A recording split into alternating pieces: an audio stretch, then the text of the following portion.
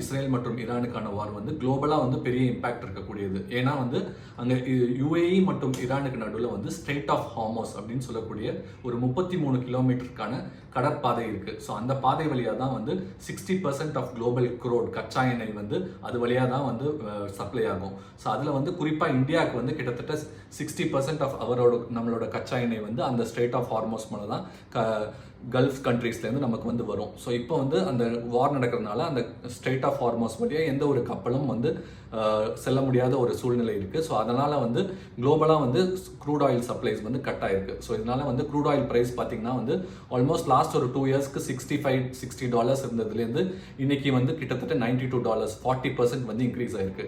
So இதனால் வந்து இந்தியாவோட இம்போர்ட்ஸ் பார்த்தீங்கன்னா வந்து இந்தியா கிட்டத்தட்ட 90% ஆஃப் நம்ம ஆயில் வந்து வெளிநாட்டிலேருந்து தான் வாங்குறோம். ஸோ அப்படிங்கும்போது நம்ம க்ரூட் ஆயில் இம்போர்ட்ஸ் வந்து $60 இப்போ $92 ஆகும்போது நம்ம வந்து முன்னை விட கிட்டத்தட்ட 40% அதிகமாக பணம் செலவழித்து வந்து நம்ம கச்சா எண்ணெய் வந்து இம்போர்ட் பண்ணணும். அதோடு சேர்ந்து US டாலருக்கு அகெயின்ஸ்டாக நம்ம இந்திய மதிப்பு கூட வந்து இப்போ $92 பர் டாலருங்கிற நிலைமைக்கு ரொம்பவே அதிகமாக கூடியிருக்கின்றதுனால நம்மளோட காஸ்ட் வந்து இனிமேல் ரொம்ப அதிகமாக இருக்கும். இதே மாதிரி இந்த வார் வந்து தொடர்ந்து நடந்துச்சுன்னா இப்போ $92 ஒரு $100 அந்த மாதிரி போயிடுச்சுன்னா வந்து நம்மளுடைய லோக்கலாக வந்து நம்மளோட பெட்ரோல் டீசல் விலை வந்து ஏறும். ஸோ இதனால் வந்து பெட்ரோல் டீசல் மட்டும் இல்லாமல் பொதுவாக எக்கனாமியில் இருக்கக்கூடிய எல்லா பொருள்களோட விலையும் ஏறக்கூடிய ஒரு சூழ்நிலை வரும்.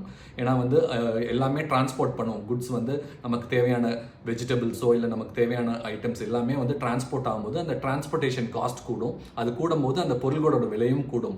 ஸோ இது மாதிரி வந்து இந்தியன் எக்கானமிக்கு ஒரு பெரிய ஒரு டிசாஸ்டராக இருக்கும் எக்கனாமிக்கலி. ஸோ அந்த சூழ்நிலை வந்து இப்போ நீடிக்குமா அப்படிங்கிறது பங்குச்சந்தைக்கு இதோட இம்பார்ட்டன்ஸ் என்னங்கிறது